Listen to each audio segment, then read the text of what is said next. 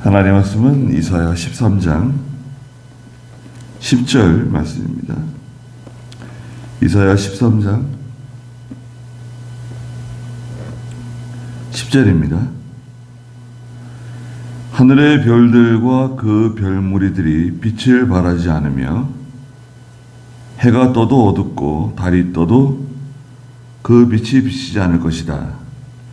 내가 세상의 악과 악한 자들의 죄악을 벌하며 거만한 자의 교만을 그치게 하고 포악한 자의 거만을 낮출 것이다.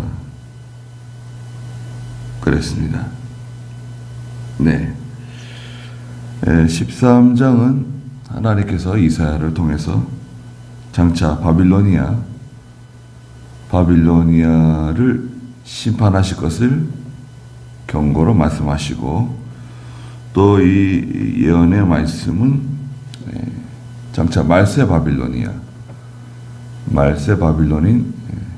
요한계시록 18장에 나오는 말세 바빌로니아 세상 나라를 심판하실 것을 또한 알려주시는 말씀입니다.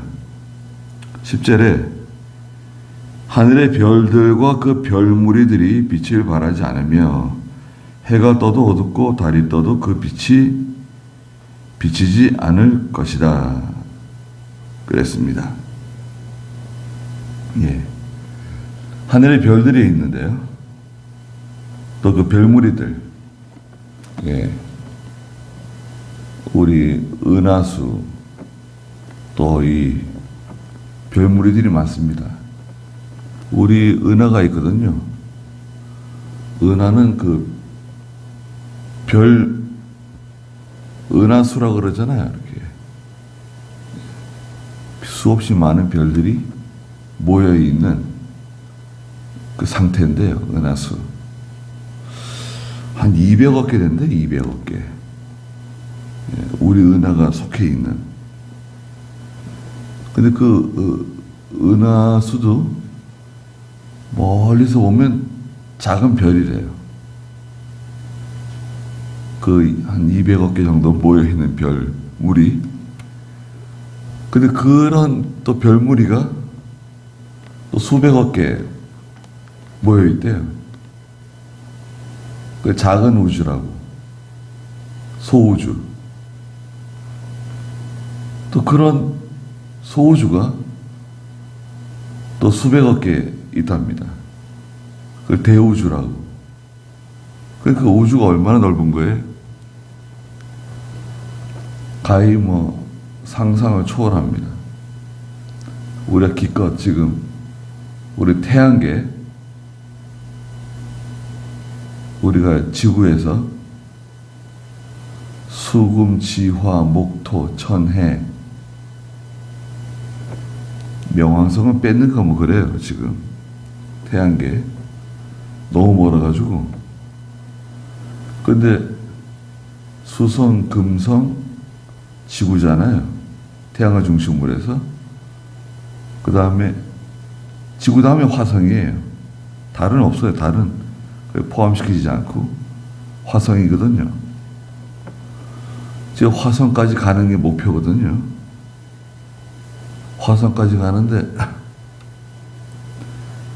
한 10년 전에는 한 4년 걸린다 그랬어요. 여기 로켓을 쏘면 한 4년 날아가야 된다고 그랬었는데 지금 많이 줄었습니다. 한 6개월? 한 6개월이면 간대요. 그래서 이제 사람을 화성에 보내는 게 목표예요. 근데 문제는 가면은 돌아올 수가 없어요. 가는 동안 연료를 다 쓰기 때문에 돌아오지 못하지만 갈 사람, 지원자 뽑았는데 지원자가 많습니다.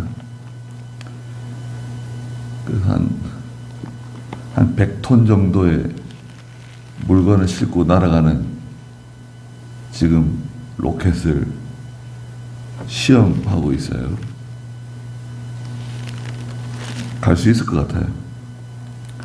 그럼 한 6개월 가까이 날아가는 겁니다.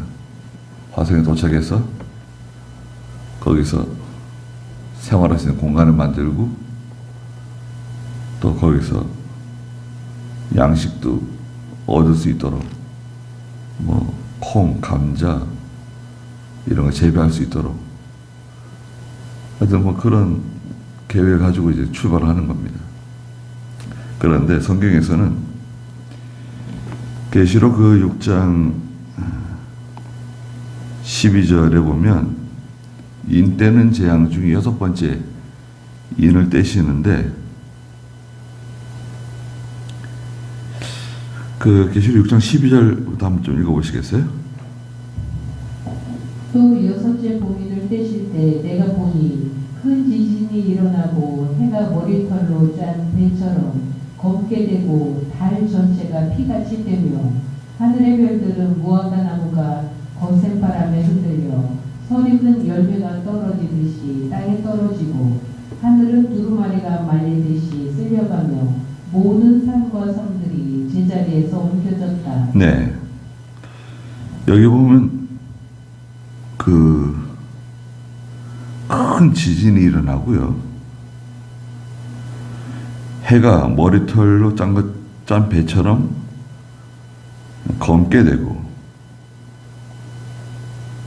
큰 지진, 이건 이 말세에 폭동, 난동, 전쟁과 거의 비슷한 그런 땅이 흔들리는 것처럼 난리가 난다는 거예요. 해는 진리를 상징하죠. 해가 머리털로 짠 배처럼 검어지고 진리가 다 어두워지고 달은 해의 빛을 반사해서 비치는 위성이잖아요. 달은 교회를 상징합니다. 교회.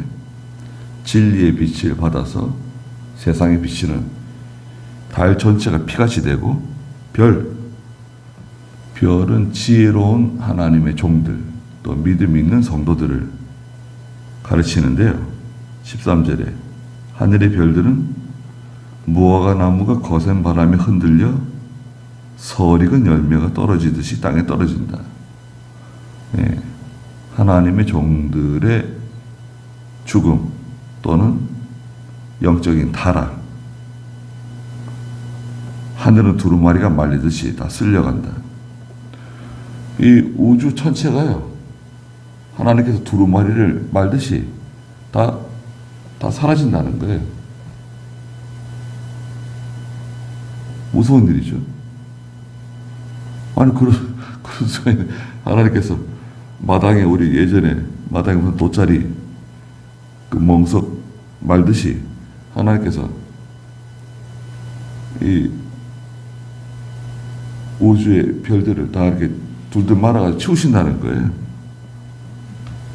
모든 산과 섬들이 제자리에서 옮겨졌다.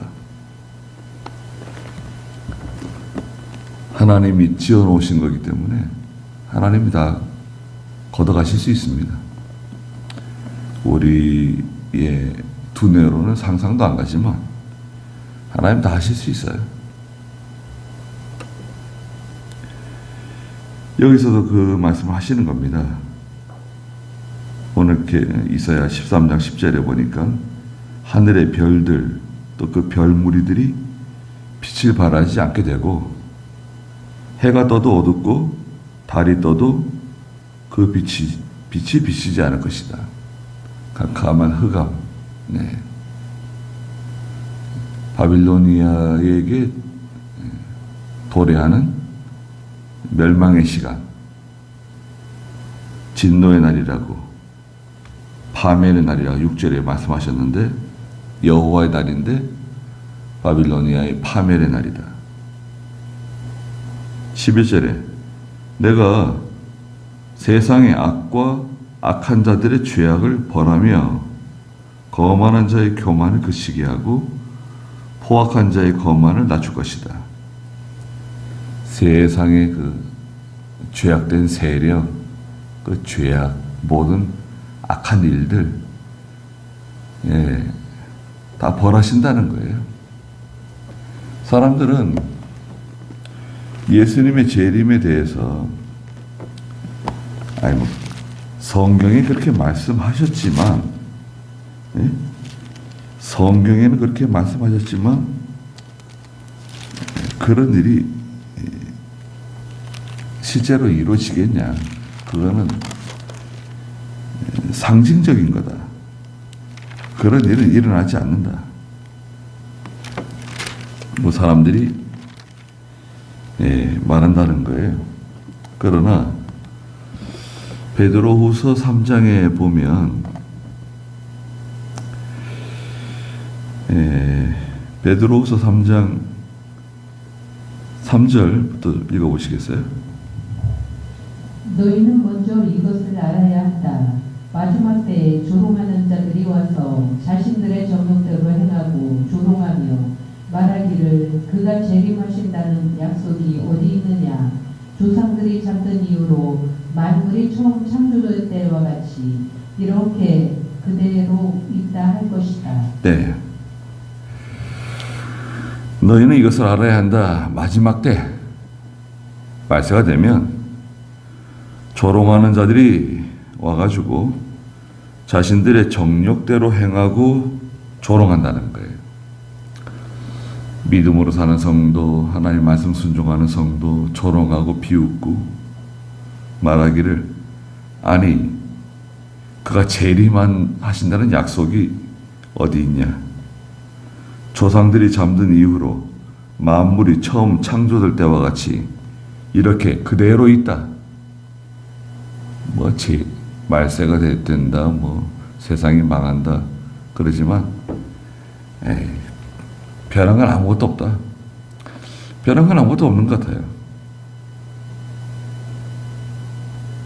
그들은 하나님의 말씀으로 하늘이 예적부터 있었고 땅은 물에서 나와 물로 형성된 것과 그때 세상은 물이 넘쳐서 물로 망하였다는 것을 일부러 잊으려 한다.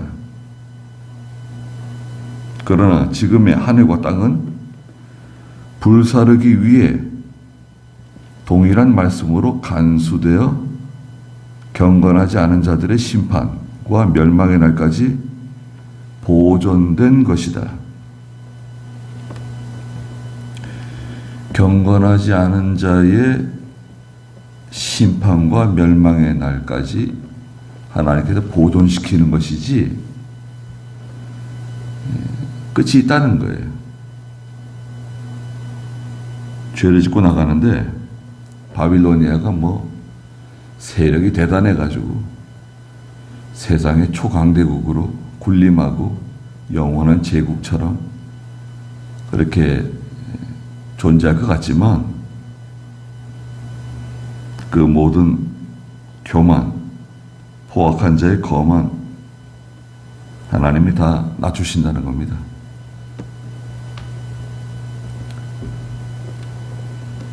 그래서 이 다니엘서에 보면 이제 벨사살 왕이 술잔치를 벌리잖아요. 귀족들 1000명을 불러다가 술잔치를 벌리는데 손가락에 나와가지고 벽에다 글씨를 쓰잖아요. 메네메네 데겔 우바르신이다. 읽을 사람도 없고 해석할 사람도 없고 늙은 다니엘을 부르죠. 그 다니엘이 벨사살 왕을 책망하면서 아니 당신 아버지 원래 할아버지인데요. 느부갓네살이 하나님께 징계를 받아가지고 짐승의 마음을 가지고 낮아진 걸 기억하지 않고 교만해져서 이렇게 방탕하기 때문에 이 글자를 쓰신 거다. 하나님께서 글자에는 메네메네 데겔 우바르신이다. 당신이 하나님의 저울에 달려 무게가 모자랐다. 그래서 오늘 저녁에 당신과 당신의 나라가 망하게 될 거다. 그래가지고 벨사살 왕이 그날 저녁에 죽게 되죠. 암살당하고 바빌로니아가 메데 바사에 의해서 멸망당하게 됩니다. 그게 고대 바빌론이에요. 그 말씀을 지금 하시는 겁니다. 12절에 내가 사람을 순금보다 더 희소하게 할 것이며 사람을 오빌의 순금보다 더 희소하게 할 것이다. 자, 말세의 하나님의 심판, 말세 바빌로니아를 심판할 때 아주 특징적인 건데요. 하나님께서 사람을 순금, 정금이라고도 하죠. 아주 그 순전하고 깨끗한 순금보다 희소하게 만들고 또 사람을 오빌의 순금, 오빌의 순금은 아라비아 순금을 말합니다. 아라비아를 오빌이라고 또 말하는데요. 아라비아의 금이 그렇게 비싼 금이었대요, 과거에. 아라비아 하면 이제 사우디아라비아입니다. 그 모래 속에 감춰져 있는 순금, 아라비아 순금인데 오빌의 순금이 귀하거든요. 오빌의 순금이 아주 귀한데 그것보다 더 희소하게 만드신다는 거예요. 그래서 많은 성경학자들이 김현모 목사님이나 이병영 목사님도 마찬가지고 이 말씀은 장차 말세에 인때는 재앙이 지나가고 나팔 재앙이 지나가고 성도가 승천하죠. 죽은 자가 부활하고 살아있는 성도들이 공중으로 들려 올라가요. 그 사건은 이제 계시록 11장 계시록 11장에서 일어나는 사건이에요. 그리고 나서 대접재앙이 내려오죠. 천사들이 각각 대접을 가지고 나가서 땅에다 대접을 쏟죠. 대접재앙은 인간이 감당하기 힘든 재앙이에요. 그래서 마태복음 24장에도 말세에 환란이 오는데 하나님의 택한 백성들을 위해서 환란을 감해 주신다는 거예요. 택한 백성들에게 환란을 감해 주신다. 그 성도들이 다 공중으로 예수님의 재림과 함께 들려 올라간 후에 대접재앙이 시작돼요. 그 대접재앙 가운데 아마게돈 전쟁도 있죠. 아마게돈 전쟁도 있고 최후의 전쟁들이 다 벌어지는 거예요. 또 세상에 만들어 놓은 핵무기들 그때 아마 다 쓸 겁니다.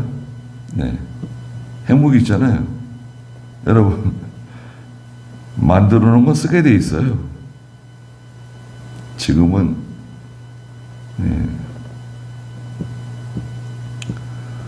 상호 확정 공격하는 건데요. 핵무기 누가 쐈다. 그럼 나도 핵무기 쏘는 거예요.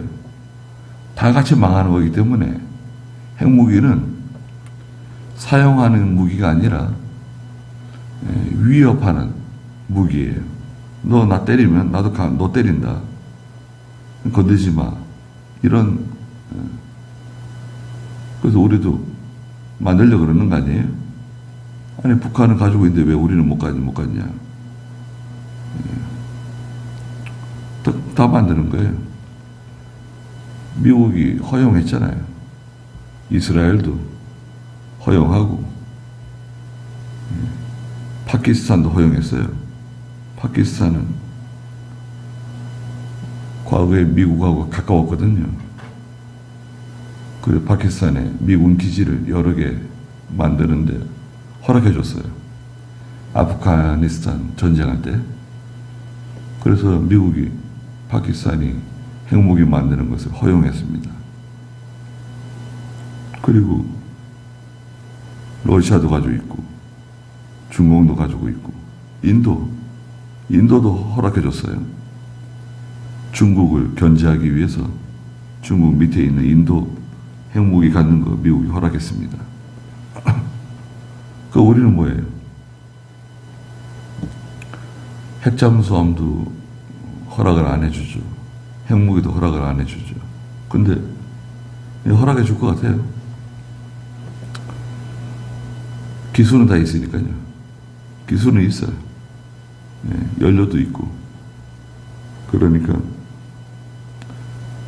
허락하면 금방 만들 겁니다. 몇 달 안에 만들 거예요. 그거 나중에 다 쓰게 돼 있는 거예요. 언제 쓰냐? 대접제한 때 이제 쓰는 거예요. 핵무기 쓰면은 인류가 아마 다 멸절되는 거예요.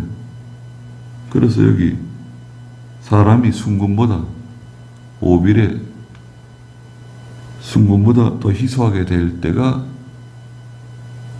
도래하지 않을까. 그래서 천년왕국 시작되는데 계시록 20장에 가면 새하늘과 새 땅 나오잖아요. 새하늘과 새 땅, 오염된 더러워진 죄악으로 인해서 더러워지고 온갖 화학 물질, 쓰레기 그 온갖 더러워진 것이 다 정화된 새로운 하늘과 새로운 땅이 도래하죠. 신천신지라 그러죠. 그리고 특징이 뭐예요? 뭐가 있나요? 바다가 없어져요. 바다. 천년왕국은 바다가 없는 곳이에요. 강은 있는데 바다가 없어요. 바다가 얼마나 없습니까? 바다가 없는 또 하늘에서 새 예루살렘 성이 내려오죠. 가로 세로 높이가 똑같은 정사각형의 거대한 성이 내려오는데 그 성의 임금은 예수 그리스도고 그 성은 정금으로 만들어져 있고 사방에 3개씩 문이 12개고 성 앞에 성벽이 있는데 높이가 한 80m쯤 되는 높이의 성벽이 둘러쳐져 있고 천사들이 각각 문을 지키고 있고 그 성에 사는 사람들은 구원받은 성도들이에요. 성 바깥에 있는 사람이 있어요. 말세 환란에서 간신히 살아남은 사람들. 여기서 말하는 오빌의 순금보다 더 희소하게 살아남은 사람들이 존재한다. 그 사람들이 만나서 또 결혼해요. 천년 동안 마귀를 무조경에 가두고 무죄시대인데 병이 없고 100살에 죽는 사람은 아이가 죽었다고 말하게 될 거다. 사람이 나무의 수명처럼 오래 살고 1000년 가까이 사는 거예요. 그래서 할머니도 아이를 낳고 어머니도 아이를 낳고 아내도 아이를 낳고 증조모도 아이를 낳고 다 계속 아이를 낳는 거예요. 100살 돼도 젊고 200살 돼도 젊고 300살, 500살 돼도 사람이 젊은 거예요. 늙질 않아요. 병에 걸리지 않고 집을 짓고 살고 포도원을 재배하고 자녀를 계속 생산하는 거예요. 근데 1000년이 지난 다음에 다시 이 지상에 사람들이 가득해지는 거죠. 급속도로 인류가 발달하죠. 그리고 나서 어떻게 됩니까? 무적행에 가뒀던 마귀를 잠깐 동안 풀어주죠. 그러니까 갑자기 이 세상에 죄가 또 가득해지죠.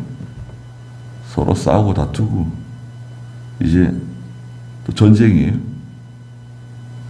그래서 사람들이 새 예루살렘 성을 향해서 공격한다는 거 아니에요. 예? 새 예루살렘 성을 향해서 공격. 그 전쟁을 곡과 마곡의 전쟁이라고 말씀하셨어요. 그리고 그 천년 동안 번성한 새로운 인류 가운데 또 택함받은 사람이 있을까요? 없을까요? 새 예루살렘 성을 늘 보고 있잖아요. 황금성, 천년 동안. 그리고 성 안에 있는 성도들이 나와서 다스리잖아요. 10고을 권세 받은 사람, 5고을 권세 받은 사람, 1고을 권세 받은 사람이 나와서 세상을 다스리는데 그 성도들이 나와서 가르쳐 주잖아요. 하나님에 대해서, 예수님에 대해서, 믿음에 대해서. 그래서 새로운 인류 가운데 또 구원받은 성도들이 있어요. 그들을 최종적으로 구원해 내시는 거예요. 그리고 나서 뭔가요? 예수님의 백보자 심판이죠. 예. 죽은 사람을 다 살려내는 거예요. 불신자를 살려내는 거예요. 불신자의 부활이라고 말하진 않아요. 다 살려내가지고 마태복음 25장에 나오는 양과 염소의 심판. 양은 오른쪽에, 염소는 왼쪽에 그 심판하시는 장면이 나오죠. 그게 계시록 21장에 있는 크고 흰 보좌 위에 앉아 계신 주님께서 심판하시는 우리가 소위 말하는 백보자 심판 장면입니다. 그렇게 되는 거예요. 그래서 이사야서에서는 그런 장면들이 많이 나옵니다. 앞으로 천년왕 곳에 나타날 장면들. 지난번에도 11장에서 평화의 시대가 도래하는데, 예? 6절부터 보면 이리가 어린 양과 함께 살고 표범이 어린 양과 어린 염소와 함께 눕고 송아지와 젊은 사자 살찐 짐승 어린아이가 그들을 이끌고 암수와 곰이 함께 먹고 사자가 소처럼 풀을 먹고 젖 먹는 아이가 독사의 구멍에 장난치고 젖된 아이가 독사굴에 손을 넣고 마치 물이 바다를 덮은 같이 여호와의 지식이 땅에 충만한 그때가 언제냐? 네. 그때는 장차 임할 천년 왕국의 모형이다. 네. 그렇게 이해를 하는 겁니다. 오늘 여기 13장 12절에서도 물론 바빌로니아가 멸망할 때 많은 사람이 죽임을 당하고 남은 사람이 거의 없다는 것을 또한 보여주시는 장면이에요. 바빌로니아의 멸망, 파멸을 예고하시는 말씀입니다. 거기까지 하죠. 기도하겠습니다. 거룩하신 하나님, 이사야서를 통해서 하나님께서 말세 바빌로니아의 심판, 또 고대 바빌로니아 제국의 멸망을 저희들에게 알려주시면서 하늘의 별들이 두루마리가 말리는 것처럼 다 말려나가고 해가 빛을 잃고 달도 기능을 상실하고 별들이 땅에 떨어지는 때가 도래할 것이라고 말씀하셨습니다. 저희가 진리의 빛을 비춰나갈 수 있도록 하나님이 도와주시고 또 저희 자신이 빛을 잃지 않도록 하나님이 저희들을 늘 보호해 주시고 빛 가운데로 늘 걸어가는 저희가 되게 해 주시옵소서. 장차 임할 주님의 세계, 또 천년왕국을 바라보게 해주시고 예수님의 재림을 바라보게 해주시고 주님의 심판대 앞에 설 것을 저희가 바라보고 베드로후서에서 말씀하신 것처럼 말세에 조롱하는 사람들이 나와서 믿음 있는 하나님의 교회와 성도들을 조롱할 때 그들이 부끄러움 당하게 될 것을 제가 바라보고 믿음 잘 지키는 저희 모두가 되게 해주시옵소서. 귀한 하루 주셨사오니 하나님께서 함께 해주시고 또 저희들을 보호해 주시옵소서. 예수님의 이름으로 기도드리옵나이다.